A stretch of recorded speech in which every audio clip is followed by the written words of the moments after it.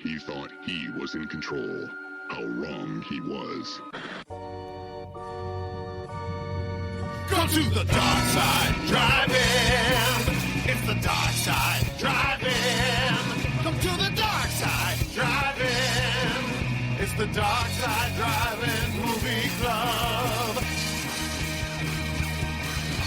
From the deepest corner of the darkest universe, two brave hosts battle through nameless hordes of ghoulish monsters most foul, all to bring you the eternal glory of the Dark Side Drive-In.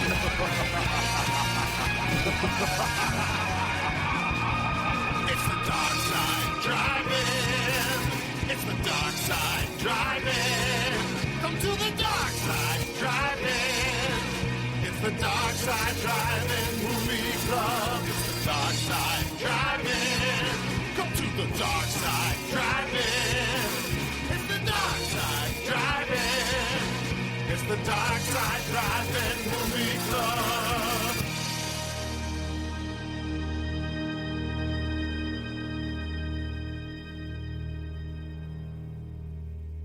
Thank you. Have a nice day.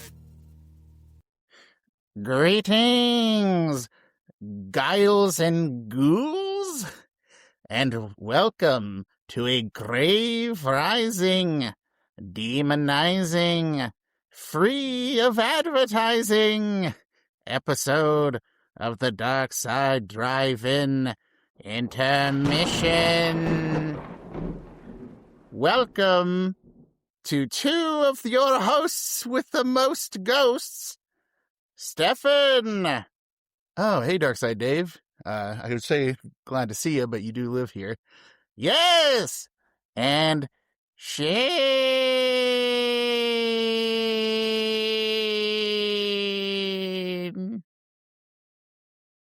Hey. Shane. Hey, it's good to be back. I miss you a lot. I owe you an apology. Of course you do, but why? Well, we took such a long hiatus, and I think we'll get into that a little bit, but I saw your Only Bones account, man. Times are tough, right? Like, are we, like... I think you mean Bonely fans. Bonely fan? Dude, that's so much better. Damn it. It's okay. The whole day, I'm like, I need to come up with something like Only Bones. That's so funny. The Bonely fans? Fuck, dude, that's chain rattle. That's so much better. You don't subscribe to it, so it's easy to forget. But yes, that's where some of us liches and whatnot do some of our content. Keep it as vague as possible. It is difficult to make a lot of money, though, because I don't have a butthole. I'm just bones. Oh, no. And no one wants a feet pic when it's just feet made of bones. Just bones. Yeah. In order to make some extra bone money, I needed to start doing DoorDash. And people do not open their doors when a skeleton man in a robe with a magic stick show up with their order from Wendy's. Let me tell you. I'm so mad I didn't do Bonely fans, dude. I'm so mad about that. You really, you dropped the ball on that one. I missed it. I mean, it's totally real, right, Dave? Yes! It's totally real. I'm going to Google that right now. Hold on. See if it's real. Because it is. It is real. I knew because I am on it. Oh, they bought the domain. It just redirects. That's funny. Damn it. We could have been rich. Could have been. You'd have been a rich lich. I know. Instead, now I live paycheck to paycheck. I don't even actually bone to bone, baby. Don't even have a paycheck, really. I think we need to get you a theme song like Bone Thugs and Harmony. Yeah, I actually really like the song Bones by Necrogoblicon. That actually is a good song. That's a good one. All right, have I fulfilled my my contractual obligation so I can leave? I'm gonna double your bone output this time around for the exceptionally long hiatus. Well, that's fine. I don't have to worry about deportation anymore because all of the ICE agents are in airports.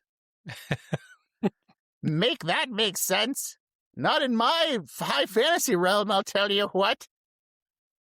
Do you even fly? What? You just teleport, right? Do you fly? Well, yeah, on the back of a wyvern, maybe.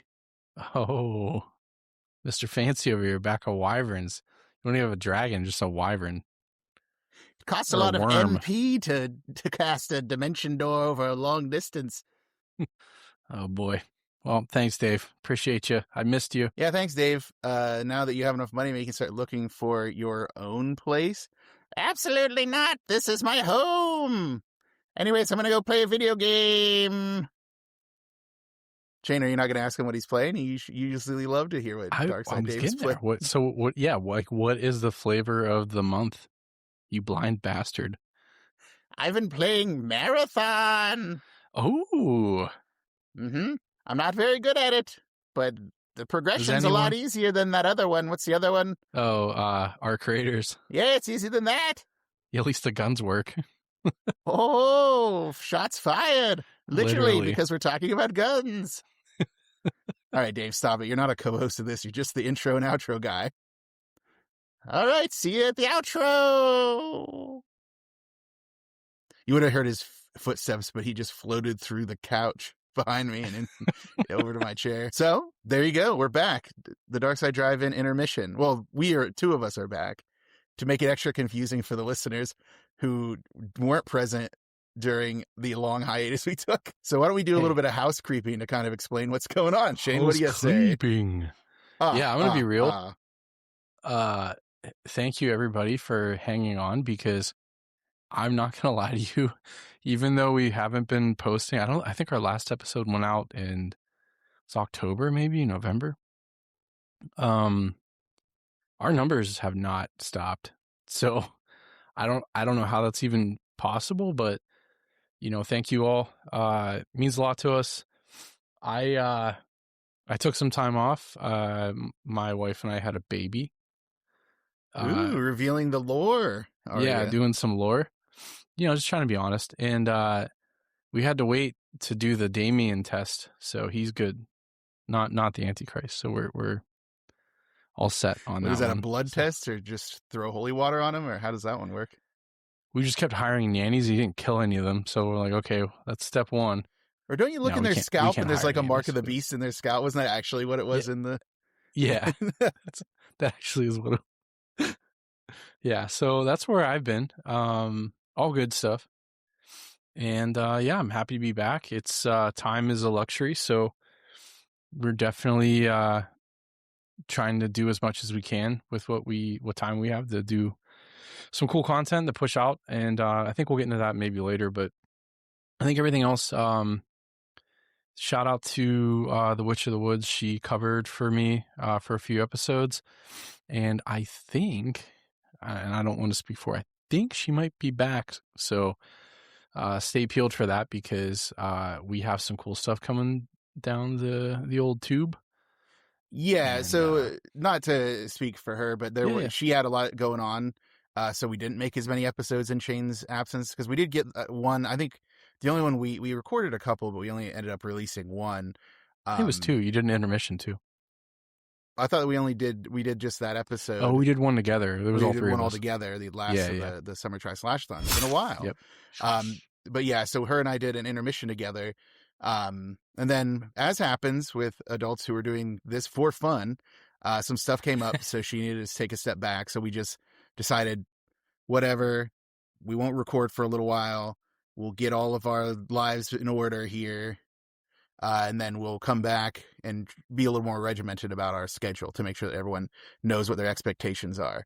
I think she might have even came here for this episode, but the reason she's not here is actually 100% my fault, because I play video games in her Discord on evenings, especially on the weekends, and I said something to her about like asking if she had watched the movie we were going to talk about, and she said no, and I misinterpreted that as she wasn't interested. So I was like, oh, whatever. And then Shane and I will just do it, and then we'll bring her back in for the next intermission or the next mainline episode. And then I talked to her like the other day, and she's like, well, I just hadn't watched it yet because we didn't have a schedule down. I was like, whoops. So that's on me. I didn't tell her about the schedule. So sorry, Mal. Didn't mean to do that. Sorry, my mom, because I know that she likes the episodes with Mal in them the best. So that one is my bad. So as far as I know, she will be coming back. I don't know if like for every episode, but at least for a few in the near future here. Yeah, and I kind of want to apologize to someone who reached out to us. And this is our bad, more my bad. And I'm going to complain about something for a second. So, we actually had someone reach out to us that is a prolific, like Hollywood, like producer. His name was Nicholas. I think it's Tabarrok or Tabarrok. It's Tabarrok, and he works with Darius Films. And he reached out to us like, "Hey, I loved your show. I listened to your Blob episode." That's how long ago that was. And we never answered him. He wanted to come on the show and do an interview. And freaking Squarespace. So Google sold their domain selling. Like you can buy, you used to be able to buy a domain with Google, which is where we bought our, we had dynamusmedia.com. So that's still our email address. And so Google sold it to Squarespace. We had canceled our Squarespace account before they sold it. So we didn't have anything. So basically our domain lapsed. So we didn't have access to our emails. And I was off, so I didn't even know. So like, yeah, I feel bad. But if you're listening, hey, thanks for the kind words in the email. It means a lot. If you want to come on the show, more than welcome. If not, we're going to still do some crazy antics. But just wanted to apologize because like it is cool like that he did reach out to us, and like again super really nice email, and I did respond. I haven't heard back from him, but yeah, I felt kind of bad about that one. But you know, as Alanis Morissette said, "You live, you learn," right? And then you get loves. Is that Alanis Morissette? Am I right about that? I mean, I'm sure she probably said it at some point. You live, you learn. Did I make that up? Am I rich now? Am I famous? I mean, someone else definitely wrote that song. I was just going to chime in and say that we had a lot of trouble with our domain for a while there. So I think we were reached out to by multiple people and never got back to them. So yeah, we're really sorry. Yeah, this one person in particular was one of many, I think, who we did not get back to. Don't look at me. I don't have access to any of this stuff. No, it's my fault. And I live gleefully in the darkness where I don't really understand what Shane does. If you want to put some pressure on Podbean, they won't let me change the email address on our show. So I have to keep keep paying Google to use our domain email, and I can't change it. So, you know, I could rehost and do all that stuff, but that sucks. And all of you who podcast know that. So that's my little rant. Definitely a little frustrated. We've been kind of bitten. You know, if you want to start a podcast, reach out to us. I can tell you what not to do. But yeah, no, we're back. I think we have a pretty solid cadence set up that we're going to be pumping out episodes. I think we're shooting for like 2 a month right now. With like the possibility of adding more if like things come up, like there's some cool stuff coming to Pittsburgh. The 2 being one for a intermission. Yeah. And then one for like a movie episode. So correct. We'll do 2 a month, but like one of them will be the intermissions. Yeah, that's the hope. That's our ambitious schedule for now. I anticipate we will fall off of it, but we'll at least give it a go, as they say. You know what, Stefan? I was thinking about something. Oh no. What is it? And it's been a while. It's been a while. Yeah. It's been a minute, as the kids say. Before you do this, actually, can I say something really quick? No. Yes. Good.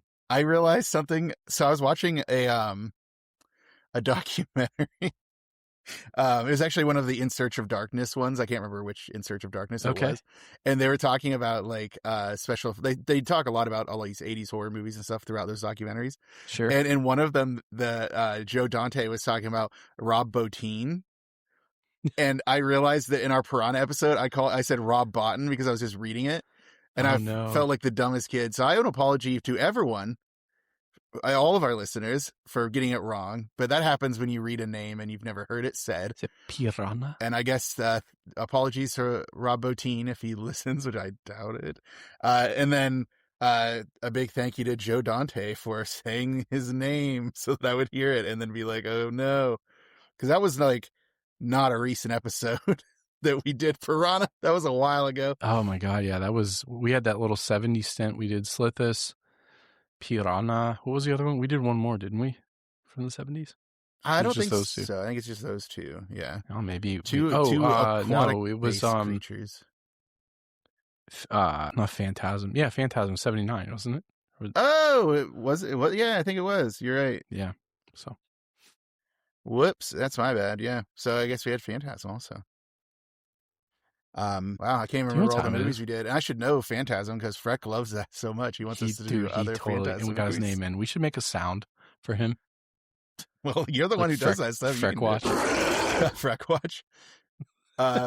Yeah, he is because he was. They finally got Phantasm 2 onto streaming somewhere because for a while it was like you could only skip to 3 and 4. Right? Or 3 and 4. And then Ravager, which I think was like another one after those. But they did finally have Phantasm 2 on, I want to say Peacock or something. I don't know if it's still there. Because Peacock like randomly just has a bunch of horror movies for no good reason. And it has like all of them. Because I was watching on there the other day. And by the other day, I mean months ago. And they had all the Leprechauns. And I was like, let's do it. Let's get Leprechaun in here. So I obviously watched them all. I didn't have anywhere to go with that story. I watched all the Leprechauns. I appreciate it.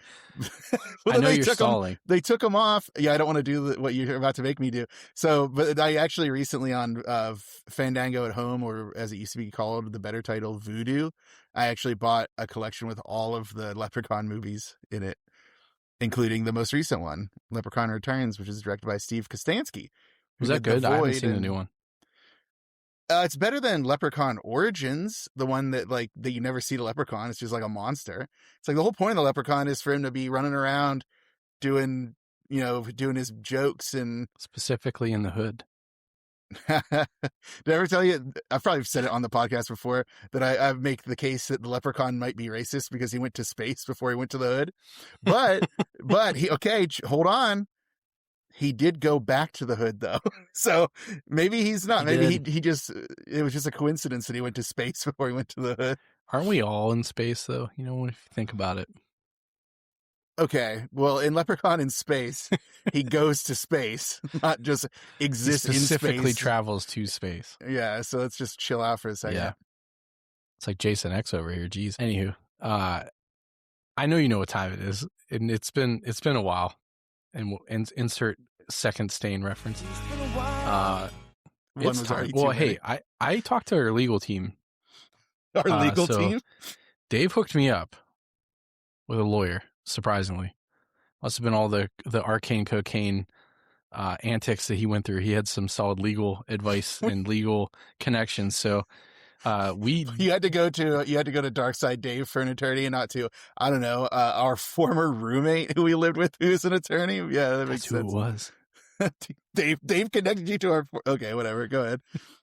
So we can use 20 questions. So we don't have to say 20 questions like anymore. So we are in the clear, folks. So we'll rebrand the Terrible 20s, which is our 20 questions, our version of 20 questions, where we try to stump the man, the myth, the legend, Stefan himself. And boy, do we have a banger today. So I know, Stefan, you probably have a just bunch of questions you want to ask me, but I think I have the most important question to ask. Yeah, I know. And that is, are you ready? Yeah, I'm the readiest I've ever been. Insert dramatic music. Yeah, I was waiting for you to do that bit. You always do, and then you didn't. I was like, is he not going to do it this time? These pregnant pauses, you know what I'm saying? Yeah, I mean, I know what they are. I don't like what you have something to say about them, or you just are doing them. tons of them. Just to test the software's ability to remove the pauses? Just to make sure anyone listening to this while they're driving has to look down and see, like, did my radio shut off, or did my car Apple CarPlay or whatever, Samsung CarPlay disconnect or whatever. He's JK. We're not JK, liable for that. We're not liable. All right. Hold on, Dave's calling me right now. Hold on. Yeah, we're not liable. He actually has a hard time working smartphones because they work off that bioelectric stuff, and his fingers are bones. All right. First question. I guess it's narrowed down a time period. It's been a while, but I need to stop saying that. Third. That's the third one, dude. It's gonna. When you start doing other songs like Mud Shovel or something like that, then I know it's a problem. But those don't apply. But all right. Let's start by narrowing down a time period. Is this pre 9/11? Yes. Ooh. All right. Wait, Bush's 9/11 or same one? Oh. Is it from the 80s? No. Is it after the 80s? No. Is it silent? No. Is it from the 70s? No. 60s? Yes. 60s. Let's see. That's like an era I don't know a lot about. Horror movies. You'll be good. I guess we can start taking aim at some of the genre tropes of it. Is it involve like the devil or demons in any way? No. Are there ghosts? No. Are I'm assuming there's threats. Are the threats like multiple of something? Yes. That's a good way to word that. That's actually funny. Well, help me figure out if like the threat is like a murderer, or if it's like an event, or like a you said swarm. Threats, and then you said, "Are there many of them?" I said yes. So. Well, yeah, I guess. Well, yeah, but if there's one threat, you'd have to say no. I assume. So that eliminates stuff like Psycho, Eyes Without a Face. There are a few things that we still have. Is the director like famous to this day, like well known? Yes. Okay, I'm basically between two movies right now. So that was question 10. So we're at pre 9/11, yes. 80s no, after 80s no, silent no, 70s no, 60s yes. Devil or demons no, ghosts no, multiple threats yes, famous director yes. Is the director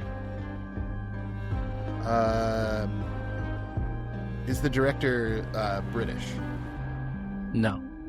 Oh wait, I think I see what you're doing. Was the director well known before this movie came out? I don't think so. Hold on. I'm doing a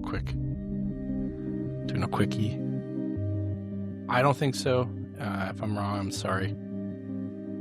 Was it filmed in the Pittsburgh area? Yes.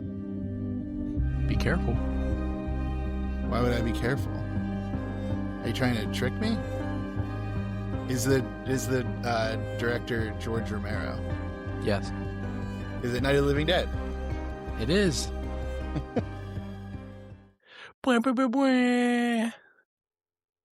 We can't stump him. He can't be stopped. Can't he stop comes me. out swinging. Took me 15 to get to get the answers because I was. So I was between this one and the Crazies because the thing is, like, I know you always go for the date, and I'm like, because if you would have went the things like first, I think you would have had a lot of trouble because the Crazies was also filmed in Evans City. And it's like kind of the same, like the questioning is very similar. Like I think even Day of the Dead would have tripped you up. So that's why I picked Night of the Living Dead, because it's definitively in the 60s, not in the 70s, which there's like a few options you would have had there. But hey, why would we pick a George Romero film for what? Like, why would we do that? Why would we do this? Why would we do that? I don't know so. Could it Why be? would we do that? How do I reach these kids? How do I reach these keys? Do you want to introduce it, since you were the one who put in our Discord channel for the event? You put the title that I think you want to call it, I assume, or why you do it that way? Resident Evil. It is George A. Romero's Resident Evil. Resident Evil. That's like the best. Yes, master. That's Peter Lorre, we're trying to do. Peter Lorre. Yeah. Well, you're doing it better than I am. But yeah, we're going to talk about George A. Romero's Resident Evil, which is a documentary, right? That's what it's called. So. That's what.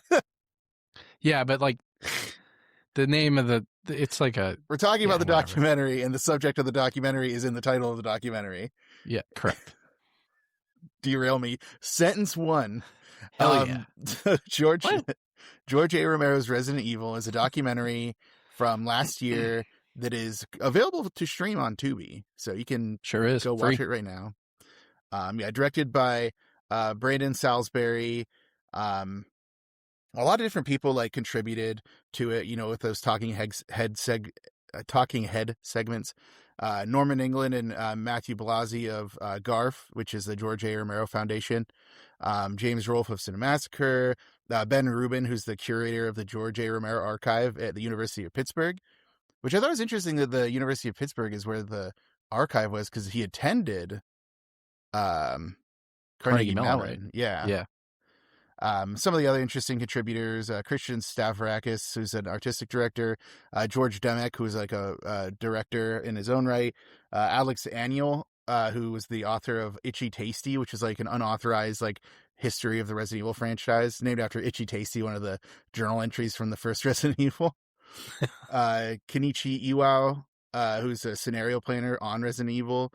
One of the funniest was like Charlie Krasilowski, who is the OG live action Chris Redfield actor in that. That was so funny. That was a good pull. That was such a good get. That was a good get. Well, the narrator, who is Pablo Kuntz, who is the original voice actor for Wesker in the very first one.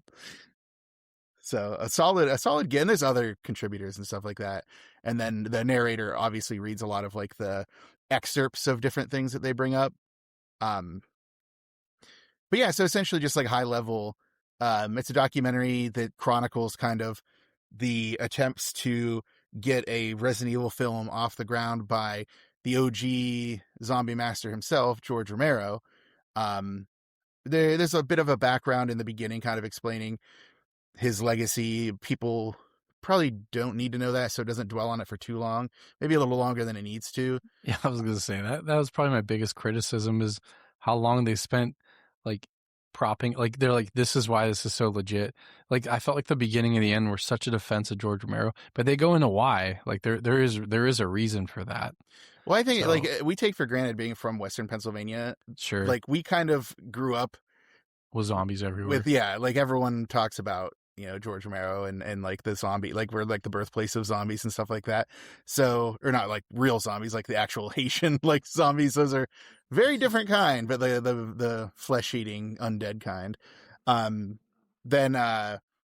So kind of derailed myself there. How did I even do that? So, then it goes into more about like the Constantine Films situation, where they were like trying to get George Romero to work on it. Yeah, that was a lot. They didn't actually go into too much about like I think that the scenario planner did mention a little bit about Shinji Mikami, like the actual like creator of Resident Evil, like the director. And he also did Dino Crisis, so that's a legacy. He sure did. And then he did Evil Within too, right? Did he do Evil Within as well? Yeah, I didn't know. Sure that was his. He's probably getting up there by then, though, wasn't he? I mean, getting up there now. That was 2014. Yeah, I guess time. It was 10 years ago. Yeah, is weird like that. But yeah, I think it was him. I don't remember. Don't quote me on that. But like they only kind of had an offhand reference to like the fact that Shinji Mikami wanted to bring in. They had talked about different enemy types, and they ended up bringing in zombies because of Night of the Living Dead. And I specifically remember reading a long time ago, like when I was like in high school. So this would have been circa 2002, 2003, 2004, 2005, somewhere around there. I guess, when was I in high school? Yeah, somewhere around there. There is an issue of Game Informer that I had. They had an interview with Shinji Mikami, who literally said in the interview, like, yeah, I wanted something that was more visceral of a threat than Ghost or something. So I wanted to go with, he like specifically brought up George Romero and Night of the Living Dead. And it's like, it's crazy that they don't have this pull quote like that, because I literally read it myself in my teenage years in a magazine and still remember that. And I still get Game Informer. So what's up? Well, they did a good job because they talked to one of the director. It wasn't Shinji, was it? I thought the only person that they got from the original team was the scenario planner, Kenichi. Yeah. So he kind of went into like why. So they didn't talk about why zombies. They talked a lot about why two enemies, like Umbrella and zombies. Like, and I thought they did a good job at. I think he did a good job explaining that franchise. It's very convoluted. Like, if you follow the lore of this series, good luck. It's like, I don't even know if like it would take us an hour to try to untangle that, but I thought it was pretty cool that he kind of brought in like, hey, this is why we made Umbrella, because it was like, you know, zombies are just mindless. You know, they're not killing you because they have like an ulterior motive or anything. Yeah, they needed a direct. Resident Evil subverts that in the next couple games, but so well, yeah, more or less. Yeah, you talking about Nemesis? Yeah, Nemesis, Mr. X, Wesker.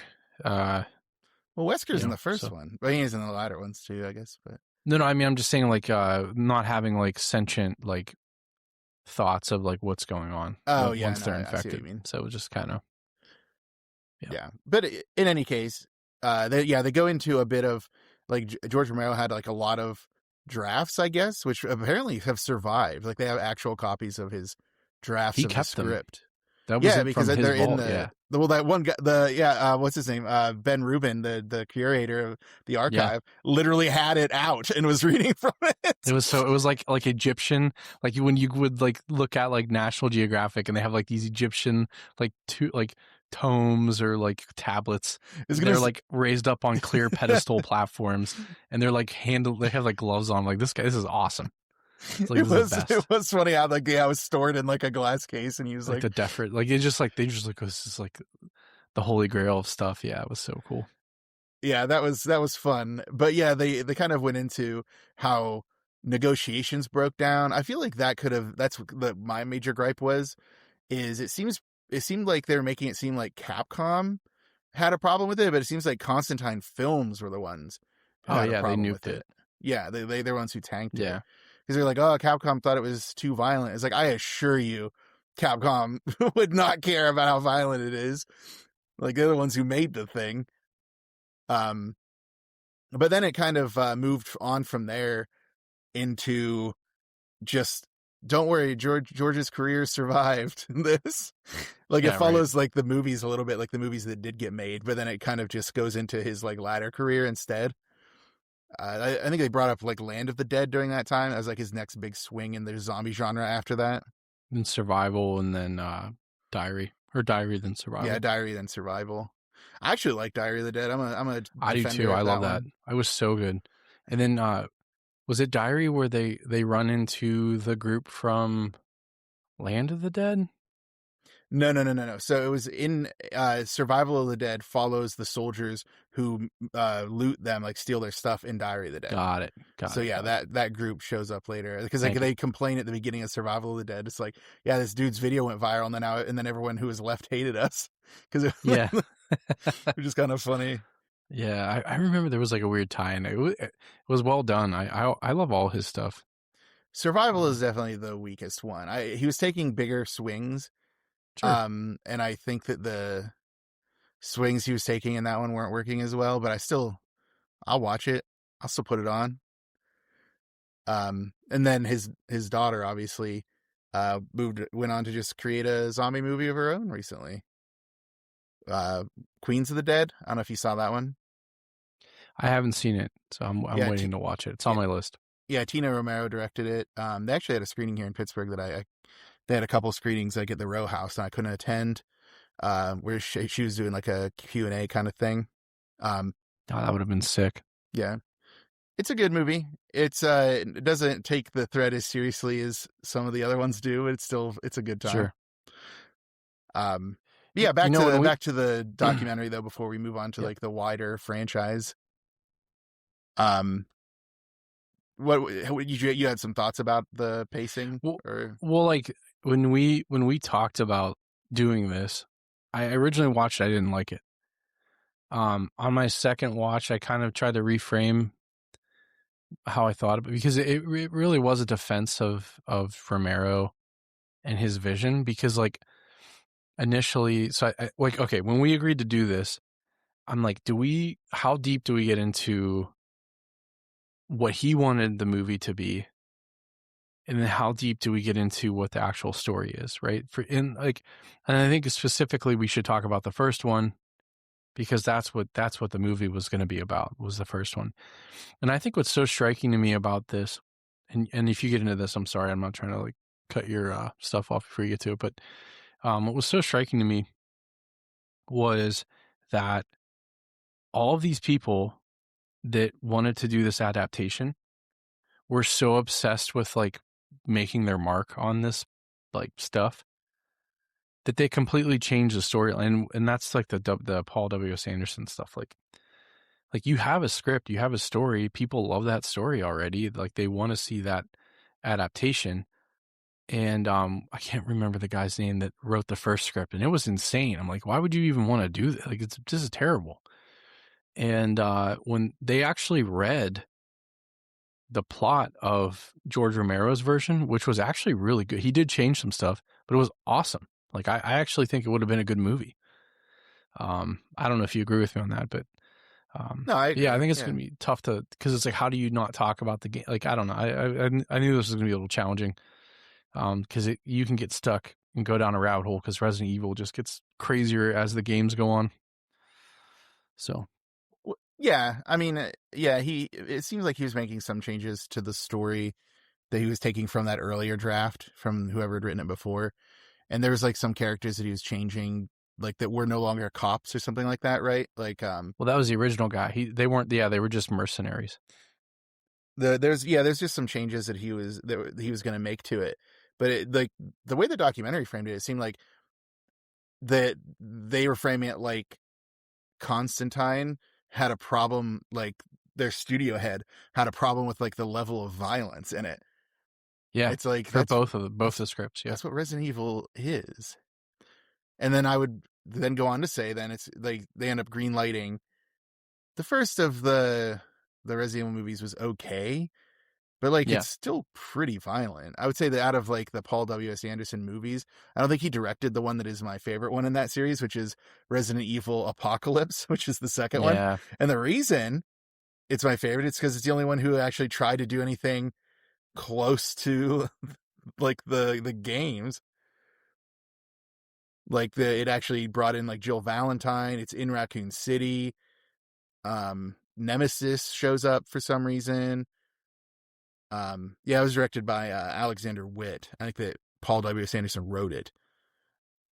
But I just wanted to, like, before, because I do want to talk about the movies that did get made, not like in depth, but just like high level opinions. But I just want to make sure that we've said everything we wanted to say about the documentary.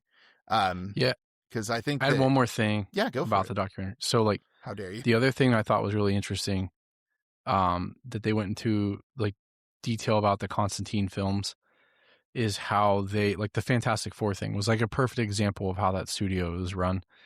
They get the rights to something, they kind of botch it a little bit, and then before the rights lapse, where they have to give it back to the MCU, or like, for the Fantastic Four, or back to Capcom, they basically just like torpedo a script out, and it just to retain the rights to that project.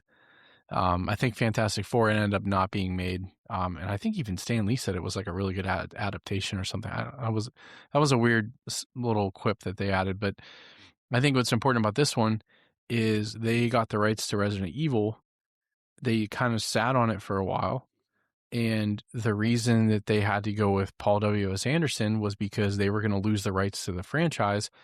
And he basically said, hey, I wrote this, and if you pick me or not, I'm still going to make this movie, and I'll go somewhere else, and I'll just make it not Resident Evil, and I'll just use this script. So, kind of like tied their hands a little bit because they kind of had to pick something, right? And I think that's kind of why we ended up with the movies that we got, which again, not to fault of anyone like, Paul W.S. Anderson or whatever. I think he had a vision for the film and it just so happened that he tied it to that IP. But, yeah, I thought that was an interesting way they kind of framed that business like aspect of kind of what was going on behind the scenes. Because I think people forget about that a lot. Like, Fox does the same thing with Spider-Man, and other things too. So, Sony. sorry, yeah, Sony. I don't know why I said Fox. Sony does, and they do the same thing with Fantastic Four. So, I'm sorry, because Sony bought the 20th Century Fox stuff. That's why. No, I'm sorry. They didn't? Disney bought 20th Century Fox. They did? Yeah, that's why they're bringing in the X-Men and stuff into like the Marvel universe. Who bought the Fantastic Four? Was that Sony? Dude, Fantastic Four like First Steps was like just made, and it was a Marvel movie. No, like, but the ones that had oh my god, the Captain, the 2004 one, and yeah, who was Constantine for sure. I don't know who like the bigger studio was behind it. Like there had to have been, was it Paramount maybe at that time? No, it would have been. It must have been 20th Century Fox. Yeah, so that's why I'm getting confused. So the Sony Spider-Man thing was a bad example, but yeah. Anyways, I just thought it was interesting that they kind of tried to hit at what kind of how Hollywood works with some of the IP that these studios have access to and the rights and stuff like that. Yeah, 20th Century Fox was like the big studio, and then Constantine Films were like the production. Yep. Yeah, I as far as documentaries go, like I watch documentaries quite a bit on Tubi and stuff like that, so I kind of judge them as like their own thing. I did think that the thesis was clear. Like I knew what this documentary was trying to say. It's trying to say that George Romero had a Resident Evil that's coming out. People are excited about it. He was excited about it. We should be excited about it. And then we kind of got cheated by it. Like it did get into that. I think they didn't put too fine of a point onto like the Constantine Films thing. Maybe they didn't want to like ruffle any feathers or anything like that. But I did think that like the after the conflict was over and George like finished, like didn't do the movie and it got made, it kind of then just kind of meandered to its finish. So I thought that that's why it was a little too long, maybe. Like it had made its point and didn't need to be as like meandering as it was. But overall, I thought that like it was very effective. The production values were high. The interviews were interesting. It had a clear structure. Like there's nothing worse than a documentary you watch where it feels like it's kind of going all over the place. Like this one had a thesis, it had a good structure. Maybe it took a little long to get to it because it was doing the introductory material stuff. Maybe it took a little too long afterwards because it really wanted to get that denouement done. But overall, I thought it was quite good. Like there's different standards I have. Like I'd say the In Search of Darkness documentaries are among the best documentaries I've seen lately. They do really well. Maybe they don't stay as focused as they should, but the production values and the way that it moves at quite a good clip between like different examples and different themes works really well. So it's not like to that standard, but I actually thought the thing that I thought was the most annoying about George A. Romero's Resident Evil, the documentary, was the long sections at the beginning and end of the dude like walking in the woods and then coming into the house and then like it's like, what are you doing, guy? Like it's like some kind of paramilitary looking dude. It's like it was kind of a cool concept that just went on way too long. Did they film all that B-roll, or was that pulled from like fan film? Like where did they get all that B-roll from? The way they lingered on it, I believe they had to have made it themselves. Yeah, I think they had to, because some of the stuff I know was part of the commercial, and then they ripped stuff from the live action game stuff. They did a little bit, but not during that opening portion and some of the bridges. No. I'm just saying in general they had like that, but that opening point, like they had to have made that themselves. Like where did this come from? I couldn't find it, so I don't know. Oh, that part too, that George Romero had directed a commercial for Resident Evil 2. Yeah. That was wild. I never knew that. I actually watched it. I didn't either. That was cool. And then there was like a documentary about them making it that you could rent in Japan. Yeah, like, because that was kind of a big part of why they thought that he would be good for this, not just his relationship with zombie movies, because he actually did do a live action commercial in like, well, I guess it was for Resident Evil 2, so that when, what, 98? Is that when Resident Evil 2 came out, I think? Yes. Yeah, so like that was actually cool. I think that some of the people in the interviews were actually people who worked on that or were in that, which was kind of a cool twist. And something that Resident Evil just did this year with like the new Resident Evil Requiem had like that one commercial. Yes. With who was in it? It was it Mako Monroe was in it? I don't know their name. Sorry. From Longlegs and like It Follows, I think she was in. Yeah. Yeah, that there's I like don't know what her name is. there's sorry. like a long form like advertisement that had her in it. It's not really long form, but just like a dramatic live action like advertisement. Oh well. In any case, if you're looking for a documentary about George A. Romero's Resident Evil, you can't do any better than George A. Romero's Resident Evil. Or except if you get the Japanese version of him making the commercial, apparently it's good. So well, that's a different thing. But yeah, that probably would still be cool. If I is. can track that down, I probably will. I tried to YouTube it. I couldn't find I found like the commercial, but I couldn't find like the extended version. So apparently that's like in his private collection. Well, we'll have to track it down. I'm telling you. But then, kind of getting into it more. So, you played a lot of the Resident Evils through the ages, right? Yes, played or have seen or watched people play. I've been, I think the only one that I really didn't get into was probably 5. I watched Lula play that all the time. I never really played it myself. It's a little too like actiony for me. Kind of like 6. Yeah, 5 was definitely, well, 6 was just an action game. I think. Yeah. People don't even consider that one to be like a proper horror game, as it were. So I will say this, like, I won't spoil any of the newer stuff, but so Requiem, like 9, so Resident Evil 9, has these segments where half of the game is played. Well, I don't want to say half. A large portion of the game is played from the perspective of one of the characters, who she's a newer character, and they kind of like go into how she's related to this all. And then the other large portion of the game, you just play Leon from Resident Evil 2, who is just he's on a mission just to kill everything that moves. And it's awesome. So, but like they reined it in a lot because like a lot of people hated 6 because it was too actiony. And then they used the new RE engine. I can't remember what it's called, but whatever they did, Resident Evil 2 remake and Resident Evil 3 remake is what Requiem uses. And you can switch between first and third person, with, I think, oh my God, I can't remember her name. It's not Alice, but I keep going there, and it's Grace. Grace, yeah. I was like, yeah, Grace.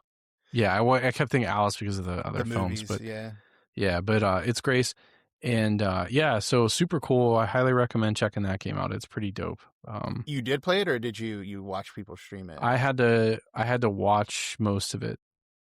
So I was watching. I don't have a ton of time. A friend of mine in Mal's Discord, Mike, who he was streaming it, and I watched it when I wasn't too scared. It was very scary because the opening parts with Grace were terrifying. Did he play it in first person? He played the Grace parts in first person and the Leon parts in third person. He did like the recommended. I don't think so the person I watched, they had to switch out of first person. And they went to third person for Grace, which makes that game way more palatable for like humans to not like basically shit themselves. I mean, Mike went through it doing it the intended way. Yeah, the first good person for Mike, for Grace, man. He's the third person. God, is that game scary? Beat it recently too. Yeah. Yeah, I popped in some really good parts when he was streaming it. He streamed when he was the giant spider part. Like, man, this game's come a long way in giant spider rendering because, man, I remember that like the first one had like the giant spiders, but they looked like spiders, but they didn't look. And they'd shoot like those 3 webs that like you had to like realistic. Yeah. And then this one, it's like a photorealistic giant spider. I'm like, absolutely not. Absolutely not. Yeah. And then, did you play the Resident Evil 3 remake? The Resident Evil 3 remake, as they say? Yes. I got to the have. part in that with those weird spiders that like put like a proboscis down your throat, and then you have to like Yeah, eat it green was herbs a to throw lot. up their eggs. I'm like, I don't like any of this. Too many spiders. Not in like this game. this. Not like this. But yeah, my relationship with Requiem so far has just been watching it be streamed because those first-person Resident Evils are too much for me. Well, like I said, the good thing is you can turn that off and go third person. I don't like and it not makes the doing it game the way that they intend, though. I don't know. Feels Dude, weird. but it's still really good though. Like, cause they're just, I think Capcom, they have mastered this genre. Hint, bring back Dino Crisis. I heard we're getting a remake, but, you know, everything they do, like they were mindful of some people are going to play this in third person and some will play it in first person. So you still get those elements, like of really tense moments.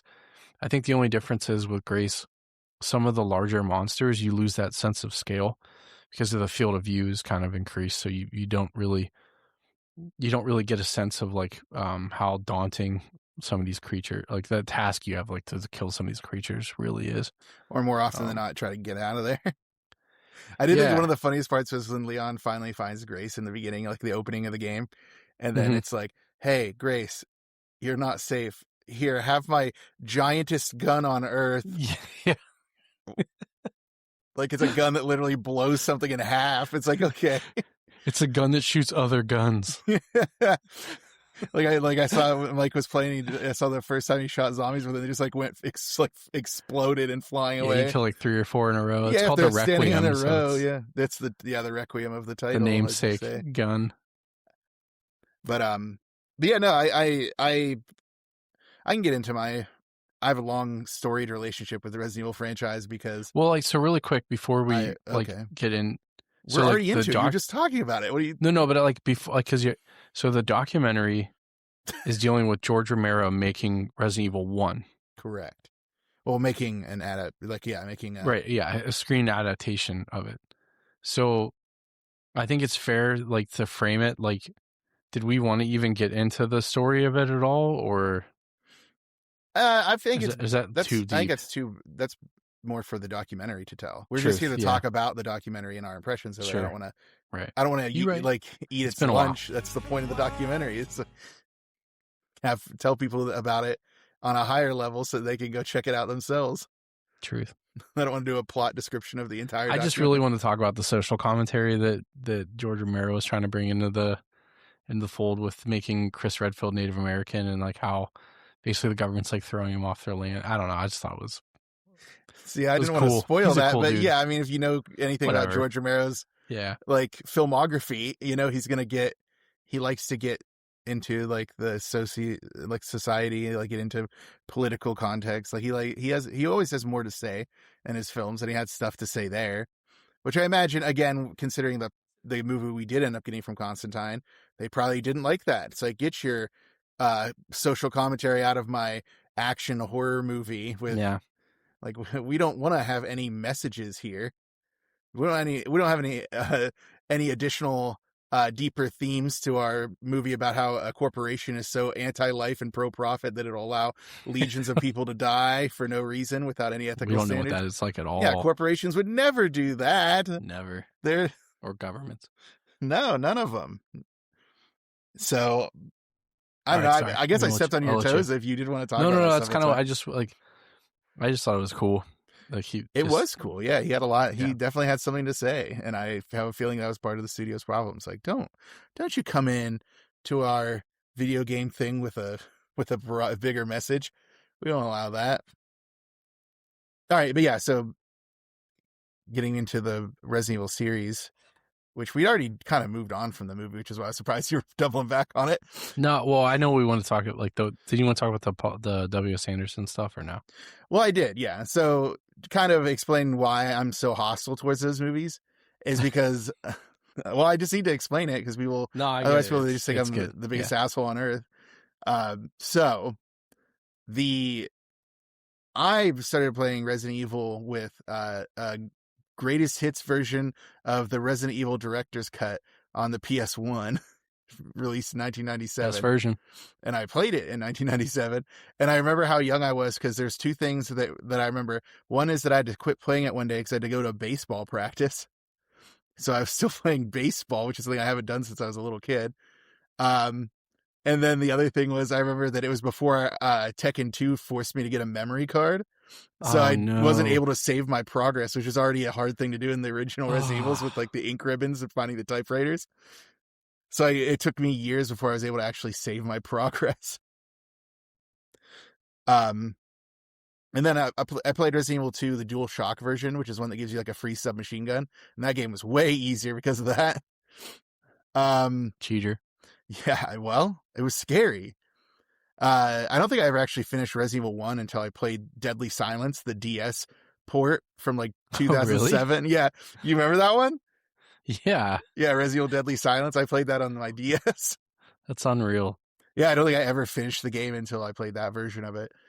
What we got? I skipped Nemesis. Code Veronica was released on 3? Huh? 3 Nemesis. Yeah, 3 Nemesis. I skipped that one. Did you play 0? I'm getting there. We're not there yet. Okay. I didn't know if we were going in game order or like time in real life order. We're going in time order. All right. So next is Code Veronica, which I played a decent amount of it. I didn't get it on the Dreamcast. I think it was a Dreamcast exclusive originally, but then they did a PS2 release, which I did eventually play. Yes. So now we're in the GameCube remake era. So they did the Resident Evil 1 remake, which is still the most modern version of Resident Evil 1 you can play, and they've ported it to all generations since then.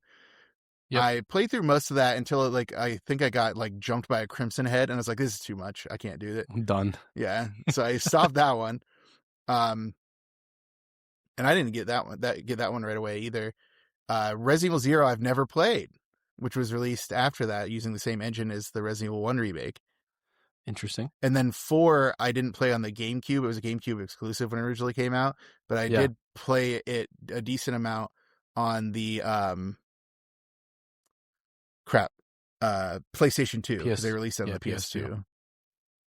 So for all of those first batch of games, a lot of those had like book adaptations written by S.D. Perry, and I read all the books up through Code Veronica. So it's hard for me to remember what I experienced in the game and what I experienced in book form. So how much liberty did they take with the books? Or are they like faithful 1-to-1? So the books there's like, I think that by the time Code Veronica came out, it was like book 7. Because what they were doing was they're alternating between the books. So they'd have like The Umbrella Conspiracy. Then book 2 was like Caliban Cove, which was like an original story with Rebecca Chambers. And then the third one was City of the Dead, which was like the Resident Evil adaptation.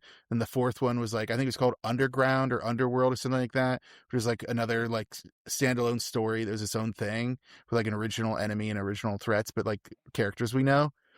So S.D. Perry kind of alternated between like stories she was telling in the universe and then adaptations of the games. And she was the one who said that Raccoon City, called it Raccoon City, PA. I'm like, she's 100% doing a Pittsburgh reference then. She's setting Raccoon City as like a Pittsburgh version. And some people were like, well, wait, it's supposed to be a Midwestern city, so Chicago or something would be like a better choice. It's like, except where are the mountains near Chicago, buddy? Because if you remember, the Arklay Mountains is where the Spencer Mansion is. It's just outside of town, and in the game, it looks like the Appalachian like foothills in the Pittsburgh area. Yeah. Boom, it's got to be Pittsburgh. Done. Case closed. Arklay Mountains are just the Appalachian Mountains. Appalachian, however you want to say it. It's them. So it's them. You know, going back to the game. So like, I bought a GameCube just to play 4. And they also, so like there was Resident Evil 1 remake. They also ported 2 and 3 to the GameCube. And honestly, those are probably some of the best way, in my opinion, the best ways to play those games. Because the GameCube controller is so simple that like the button layout made the tank control so much easier to deal with because it had an octagon gate on the controller. One of the big problems with the remake though is they added like this weird feature where when the camera would change, it would also change your direction orientation. So like if you were pressing forward and running into a room and then the camera would flip, it would run you like right into a zombie. So you had to be really, like really good with like the D-pad yeah, that was always a funny thing. Like when you're not paying attention and you forget, like, oh my God, it's going to turn left. So you're like running and then it's like a left hand like angle and you just slam it into a wall and a zombie grabs you. So those pre-rendered backgrounds, baby, where they I miss like shitty toss controls you in like a games. random angle in the room. It's so funny, man. I think the funniest, it's not Resident Evil, so forgive the slight digression. I think the funniest game with like the pre-rendered backgrounds, like the Capcom pre-rendered backgrounds, is actually Dino Crisis 2, because oh my God. Dino Crisis 1 was a horror game and it made sense because you're being careful, you're cautious, you're moving slowly. Dino Crisis 2 is like a run and gun action game, and sometimes you'd run into like the next environment and then suddenly you're facing a different direction down the barrel of like 4 raptors. I'm like, whoa, what did you change where I was looking? And now I have to fight these raptors before they get me. So that was like the best example, because like those pre-rendered backgrounds work well in a horror game, whether you think it's fair or unfair that they sometimes shoot you out in another angle and you have no idea where you're looking or if you're running the wrong way. But like in an action game, it was just so funny because you come out and you're just like, okay, now start fighting. There's dinosaurs here. Have fun with this view. Yeah, I can see why they got away from those. I kind of missed it. There was I think it was called Crow Country, and it was a recent release on Steam, and it's like a homage to the tank control, survival horror kind of Resident Evil director's cut genre, the kind of thing. Yeah, so the political jonesing for some old Resident Evil, check out Crow Country. Wasn't Signalis kind of like that, or was Signalis a little different? No, I think Signalis is like that. Yeah, we're in the generation now, like where not long ago, a lot of those retro style games were done in like the pixel art or like 16-bit style, even like the RPGs, like Chained Echoes is a good example of like games that like Sea of Stars. Yeah, but now like I think a lot of the people who are like looking back fondly on to their childhood games are the people who played those kind of dirty 3D polygon games, and they're starting to bring them back. So you're seeing stuff like Crow Country and stuff like that. It's like, is it ugly? Yes. Do I love it? Yes.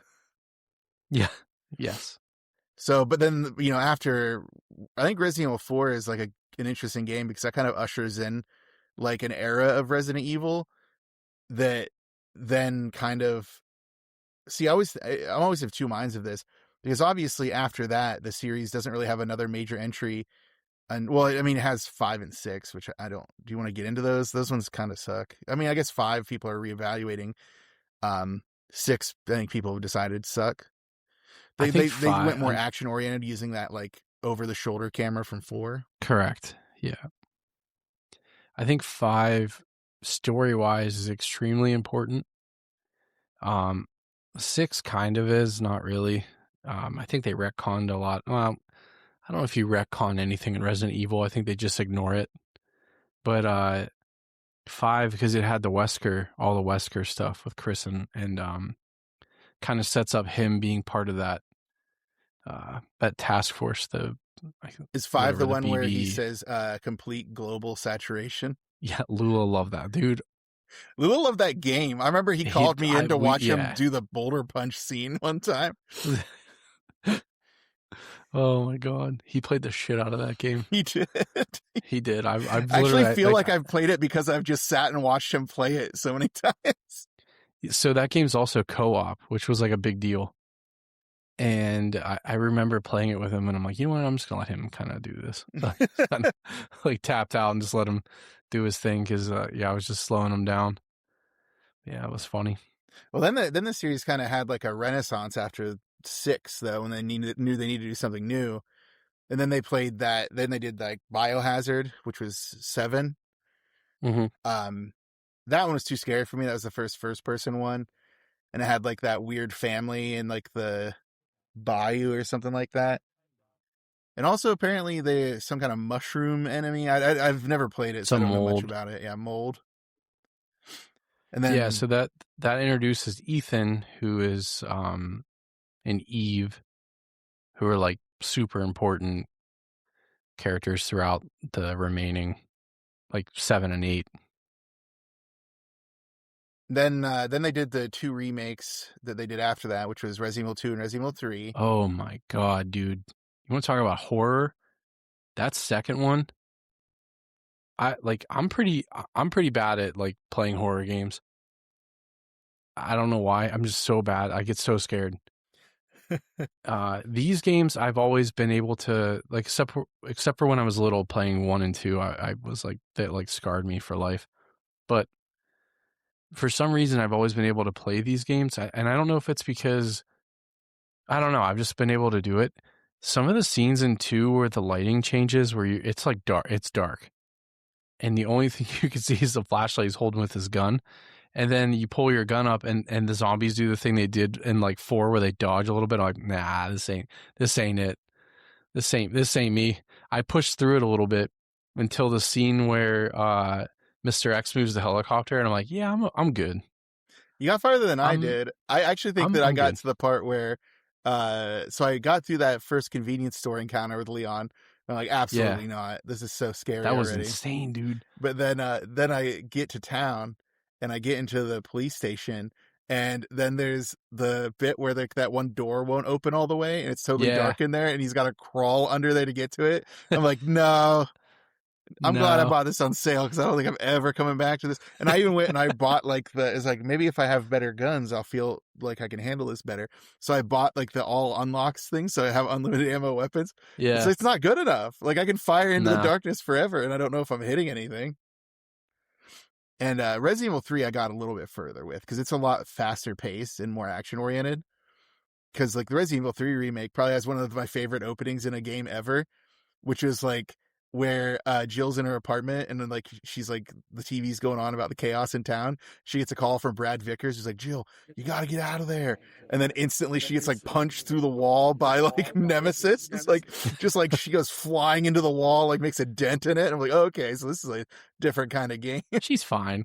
She gets tossed around by armor. Nemesis like crazy. You know, I always thought Nemesis was a more interesting direction, even the original one, because they made the zombies like less of a problem.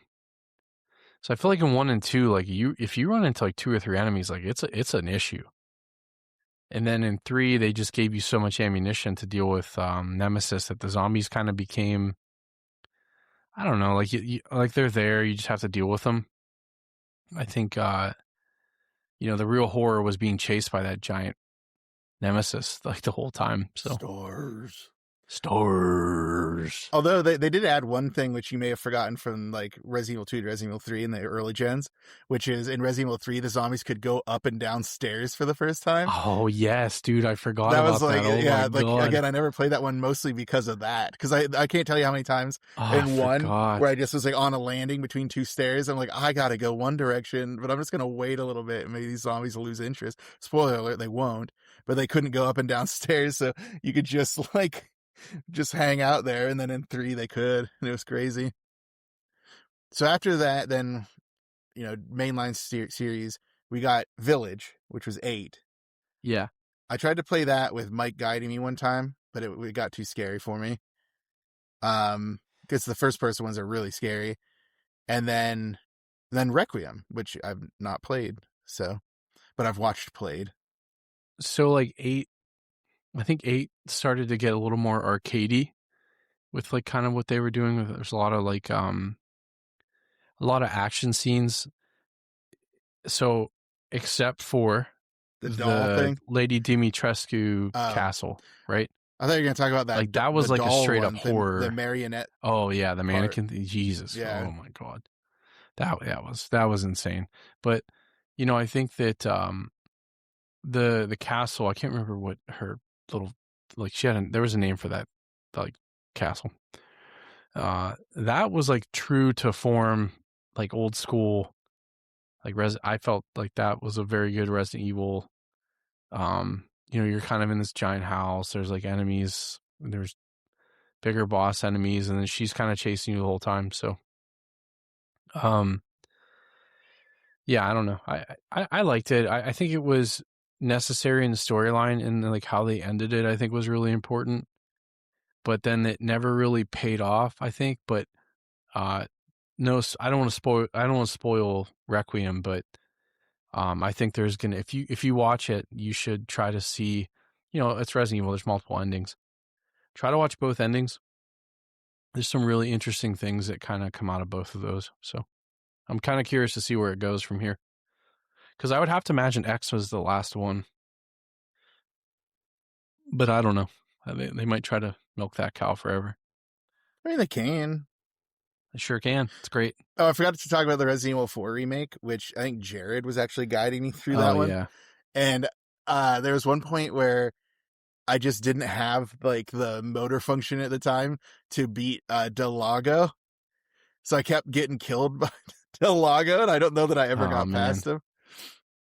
Do you remember him? Isn't that his name? Del Lago, the name of the thing, the big giant fish monster? Yeah. You know, and they changed a lot of that game actually too. I remember they had to like do very specific things to harpoon this thing, and it was like, yeah, I was like, I can't do this at this particular time. But yeah, I guess did you want to get into like, we could always cover like the Paul W.S. Anderson films separately another time. I think that's probably for the best. The only thing I wanted to cover was two things. Like one, like how on earth does Paul W.S. Anderson beat the wife movie guy allegations because he puts Mila Jovovich and everything, but poor Rob Zombie doesn't beat those allegations. It's like, oh, Rob Zombie's making it. I guess Sherry Moon Zombie's going to be in there somewhere. It's like Paul W.S. Anderson's been doing it way more and way more things. Like at this point, Mila Jovovich is like the main character in the Resident Evil movies as Alice. And then she was in his Three Musketeers and in his Monster Hunter one and in his what was the one in the Lost Lands, the one that just got made? Yeah. Like, come on. Rob Zombie's catching shade for putting Sherry Moon and everything. But like, how does Paul W.S. Anderson manage to escape scrutiny? Multipass, man. That movie was directed by Luc Besson, wasn't it? No, I think the difference is like she kind of had street cred before he started throwing her into these movies. A little bit, I guess, right? I think the I don't want to say the caliber of what's being like filmed and people are being put into. I think it's just more of like when you would say this is like I think the Paul W.S. Anderson stuff is more Hollywood type of films than Rob Zombie maybe. Yeah, it's famously independent, big budget Halloween remakes. Am I right? Well, yeah. Well, I don't. Yeah, for sure. Sorry. Yeah. God, that's a whole nother episode too. I don't know. Like I get it. She's like a Nepo baby, but like Nepo wife, I guess. I mean, I actually did like Sherry it. Moon Zombie in the Munsters movie. I thought she did a good job. Yeah, in that. She does a good job. I don't want to see Lincoln coming down hard, and I won't come down too hard on Paul W.S. Anderson, even though I do think the Resident Evil movies are trash, and he didn't. It's like he didn't even like the series and just wanted to do his own thing, but like attached to it. But like that's what that documentary kind of shed some light on. It was like he was going to do it. Like he had an idea for a zombie movie. And he's like, if I pitch it to the studio that has the Resident Evil rights, we could try to use that IP and kind of make it work. But I kind of wish that he would have done this on his own and it wouldn't have been Resident Evil. And then he would have done something else. Yeah, I would agree with that, I guess. Maybe it would have been okay. Like, because I really truly feel like he did the first one. They did Resident Evil Apocalypse, the second one, put all of the video game stuff that was left in there. Because at the time, I think Resident Evil 4 wasn't even out yet. So it's like stuff in as much of this Resident Evil lore as we can into Apocalypse. All right, that's over with. Now we're going to do like Mad Max Desert Planet thing for the third one. It's like, what? What just happened? Why is the Earth now a desert planet? Like, it's such a weird way to like take the series and then from there just keep doing that. It was very strange. But again, Paul W.S. Anderson, I did like Event Horizon. I think it's an all-time great, movie. So I don't think he's a hack or anything. I just don't care for anything else he's done, really. And then there's 2021's Welcome to Raccoon City, Yeah. which tries to smash in the first 2 Resident Evil movies into it, or Resident Evil games into it. I think some of the casting was interesting. I think the way that they decided to portray Leon felt kind of an insult to my man. Like, instead of being new in town, he became kind of just a screw-up cop in this town. Good old screw-up cops. And then some of the casting was a little bit weird. Like, what's the name of the actor who they put in as Wesker? Tom Hopper. Tom Hopper. He was in the Umbrella Academy. Yeah, that was interesting, right? Donald Logue as Chief Irons is pretty funny, though. Yeah. Then they put Neil McDonough as William Birkin because Neil McDonough has to be in like every franchise in some place, so just get him in there.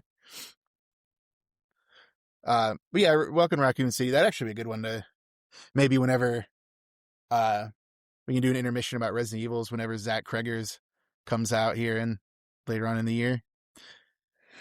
And then the Netflix show, which I did not watch all of it. I think I watched a little bit of the first episode and I was like, I'm kind of confused by the vibes here because it definitely isn't very much like regular Resident Evil. And then I know, Shane, you didn't want to watch it because you thought it was woke because they cast a black Wesker, but you got over it. Oh my God. Okay. I'm joking. Jesus. I'm joking. I actually think he did the best Wesker ever. And it's such a shame that R.I.P. Lance Reddick, because I actually enjoyed that show so much just because of his acting. Especially, I guess I can spoil it because they canceled it, right? Yeah, Does it matter? It's done. Yeah, they aren't coming back. So the whole premise of the show is about like life out. So the outbreak happens and the world ends. So Umbrella has these installations of like it's kind of like that show that's on TV right now or on Hulu with the guy from This Is Us or I'm sorry. Oh my God, I'm like, my brain is just not freaking working today. Yeah, This Is Us. Paradise. So it's kind of like that vibe where like the world's done and spoiler for Paradise, sorry. But like Resident Evil, like the world's done and like everyone works for Umbrella that's left. So Umbrella created these like little hive cities that kind of still survive. And Wesker is kind of just going around doing Wesker stuff. But he cloned himself. So there's like a version of Lance Reddick that's just like normal Wesker. He's just like a dad and he's like doing stuff. Then there's like a they call him, I think it's like Barry or something. He's just like a weird like a really skittish version of Wesker that's like kind of like nice to the girls and stuff. And then there's like the real Wesker that shows up that's like a total asshole that just like kills everyone. And Lance plays all these characters and like there's scenes where they're all interacting with each other and it's like the coolest shit ever. I highly recommend watching it. It's such a good show. It was such a just a travesty that they canceled it. I wonder if a lot of it was because of his passing, but I don't know. So yeah, I don't know. I don't think it performed well, but yeah, when casting Lance Reddick is quite the like what a move because he is such a force in so many things he's in. I really like him as an actor. I also liked him as the leader of the Titans in Destiny. Yeah. He was for those Guardians. Yeah, for those who don't know, he was Commander Zavala in Destiny. And then he passed away, and then he got replaced with I just said it earlier. Keith David. Keith David replaced him, which is actually solid. If you're gonna continue to use the character and not retire the character, he could do worse than Keith David. He has gravitas to him too. But yeah, so I never watched that the Lance Reddick version of Resident Evil, but I should just to honor his legacy because it's probably one of the last things that he did, right? Because that was like I think it was towards the end of his life. I think there was a couple Destiny things he did, and then that kind of happened, which sucked. But yeah, I can't recommend it enough. It's just I don't know. I love those kind of weird sci-fi, like one-off adaptations of things. I just hope, did it end Yeah. like it was going to continue on, or did it end like, Yes. that sucks though. It does suck. It's like Firefly, which is coming back, which I'm pumped about, but well, it's animated, so I'm like on the fence. Well, the reason they do you see why they're doing it animated? Yeah. It's before, spoiler for people who haven't watched Serenity, it's before Wash dies, so it's like back when, so they can put Alan Tudyk in it, I'm guessing. But no, I watched all of Nathan Fillion's updates online about that with bated breath. I'm like, he's like going to each cast member's house. They better, well, if it's before Serenity, are they ever going to answer some of the cliffhangers that they left open? Probably not, right? They didn't really leave many cliffhangers in Serenity. What do you mean? No, in the show, in Serenity never answered the. Which ones do you mean? Like, what do you? Well, we can get off that online. That's an offline, not a. No, this is now a We'll talk Firefly later. podcast. I want to get more into Yeah, this. it's Firefly podcast. Give Nathan give him your money. I don't know if he needs it. He was just in like recently. Everything. Yeah, he was just in briefly in that Suicide Squad movie, and then now he's been in that. He's in Peacemaker. Is he? In the show, yeah. Who was he in Peacemaker? He's the dude with the Green Lantern. What?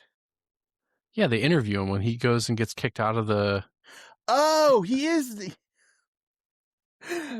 I'm an idiot. I was thinking of when he voiced Green Lantern in like the old cartoons.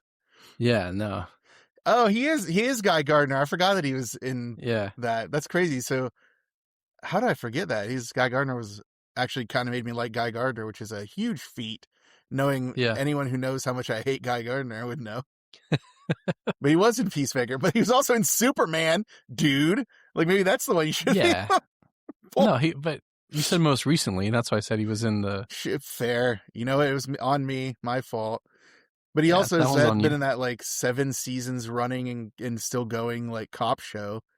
A Rookie. Yeah, which is all right for being light propaganda and like it has like unrealistically socially aware cops, which I feel like is probably not the case with most cops, but you know, you do you guys. Yeah. But yeah, any final thoughts on this Resident Evil business before we move on? No, I think just give the documentary a watch. I think it's worth your time.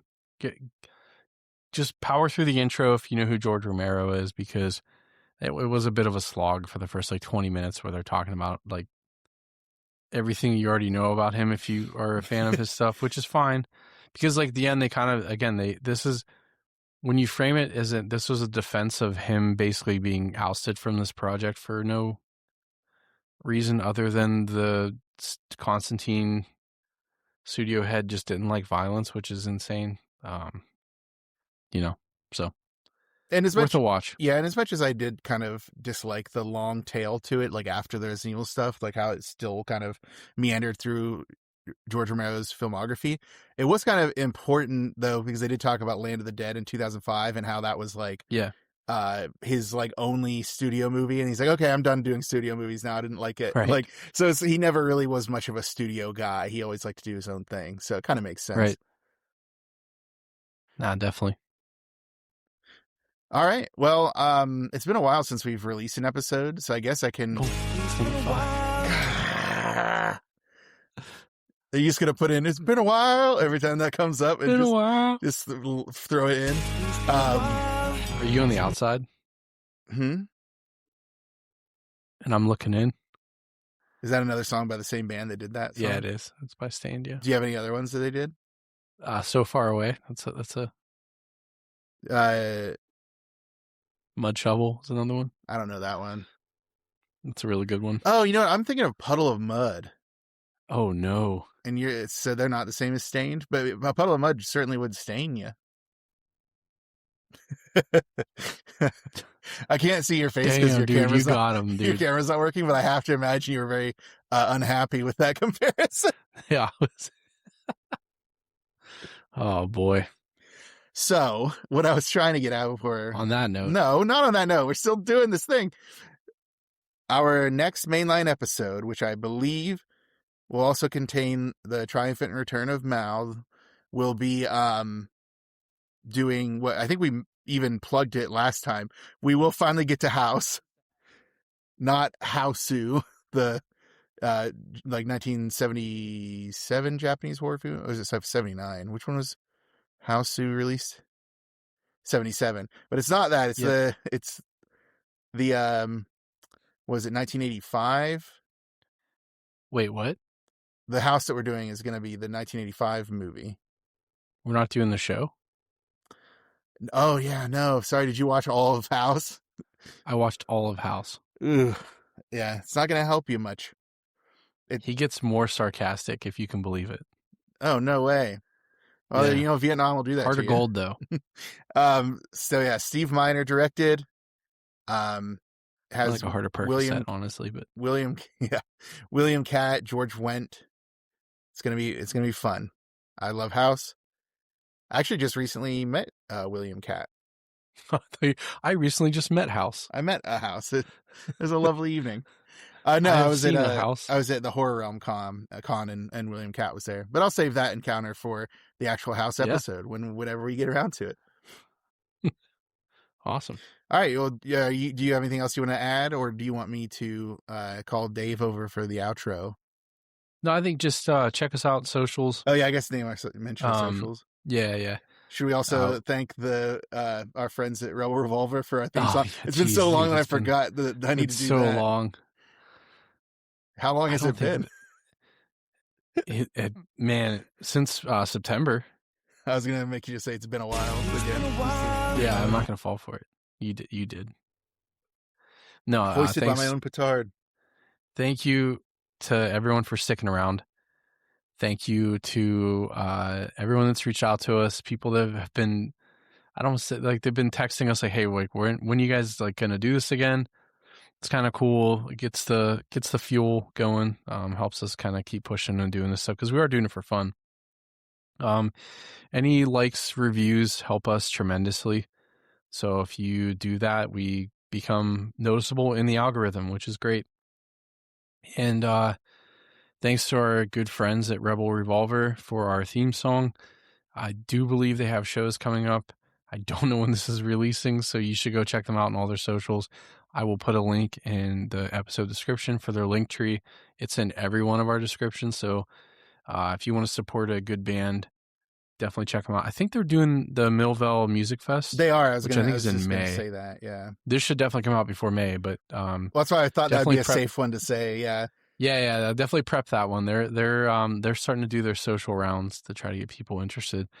Definitely go check them out. They have some great music, good music videos starring one of us, not me. It's not starring. I'm just in the background. I think you're a star. Well, hey, thanks, man.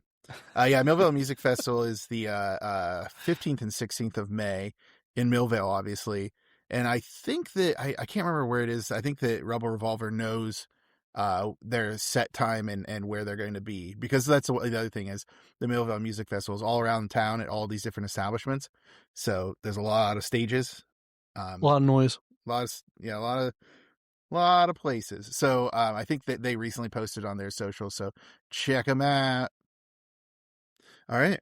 Well, let me get Dave over here. I demand quadruple bones for this. You've kept me in the poorhouse for far too long waiting for an episode. All right, Dave. Number one, you don't eat anything. You're all bones. Number two, you live rent-free at my house.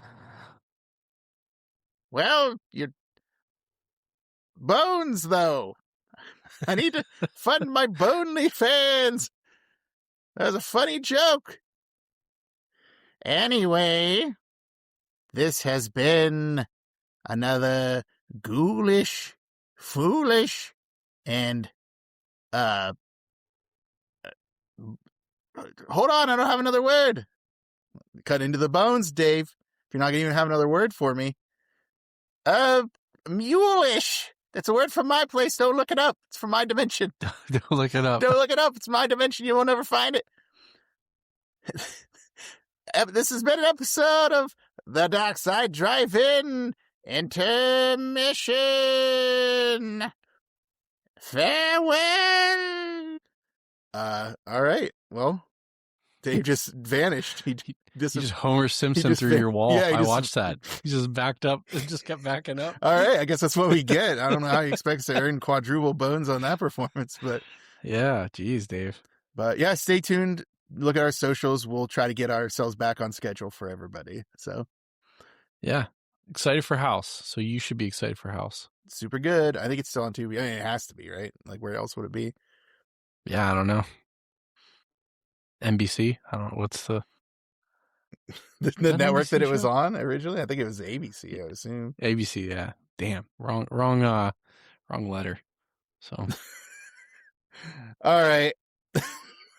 Let's get out of here before we waste more time. Let's ski and daddle. All right. Bye. Bye. He thought he was in control. How wrong he was. Come to the dark side, drive-in. It's the dark side, drive-in. Come to the dark side, drive-in. It's the dark side, drive-in movie club. From Dynamis Media comes a horror cyclopedia. Watching movies from the gates of hell. Covers ripped from a blockbuster shell. Officer Bosch is the only good car. Chuds and the stuff just can't be stopped. Things get hairy in the werewolf's lair. Turn the corner and the prowler is there. It's the dark side, drive-in. It's the dark side, drive-in. Come to the dark side, drive-in. It's the dark side, drive-in movie club. Shane's the one who runs the show. He produces and keeps the flow. The Savini of the ones and twos. Only Jack Cordell has bigger shoes. Stephen does the bulk of the research. His descriptions just can't be besmirched. Lots of synopses are the top of lore. Just like lamps and you'll be begging for more. It's the dark side, drive-in. It's the dark side, drive-in. Come to the dark side, drive-in. It's the dark side, drive-in movie club. From the deepest corner of the darkest universe, two brave hosts battle through nameless hordes of ghoulish monsters most foul, all to bring you the eternal glory of the Dark Side Drive-In.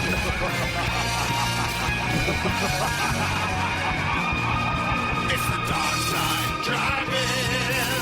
It's the dark side, drive-in. Come to the dark side, drive-in. It's the dark side, drive-in movie club. It's the dark side, drive-in. Come to the dark side, drive-in. It's the dark side, drive-in. It's the dark side, drive-in movie club.